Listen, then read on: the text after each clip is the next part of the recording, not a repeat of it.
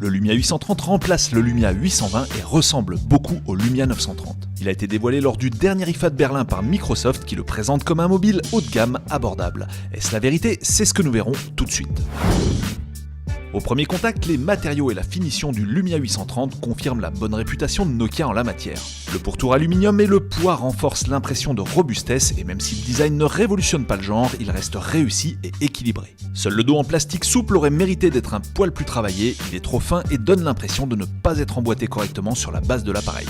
Par contre, l'avantage, c'est que la batterie est accessible, tout comme le slot micro SD qui permet d'étendre la capacité de stockage de base fixée à 16 Go. Concernant l'écran, la matrice offre un rendu des couleurs péchues, lumineux et des angles de vision généreux. En bref, Nokia se limite au 720p, mais cette définition est suffisante et l'affichage est très agréable. Côté logiciel, cette fois, rappelons que le Lumia 830 est l'un des deux premiers mobiles à embarquer Windows Phone 8.1 Update 1. Concrètement, vous pourrez désormais créer des dossiers sur l'écran d'accueil en effectuant un simple glisser-déposer d'une tuile vers l'autre. De plus, Microsoft promet une meilleure compatibilité d'Internet Explorer avec les sites spécifiquement conçus pour le moteur de rendu WebKit.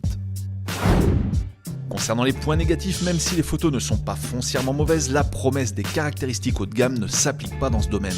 De quoi rappeler que les 10 mégapixels et la stabilisation optique ne font pas tout lorsqu'ils sont mal maîtrisés. Ensuite, concernant la puissance, si la fluidité est irréprochable dans l'interface ou lorsqu'on surfe sur internet, on ne pourra pas en dire autant de certains jeux vidéo. La puce Snapdragon 400 et son giga de RAM ne vous permettront pas d'exécuter les jeux les plus gourmands du store dans de bonnes conditions. Et on finit par l'autonomie relativement moyenne, comptez 6h15 en lecture vidéo, et dans la pratique n'espérez pas tenir plus d'une journée entre deux charges si usage modéré.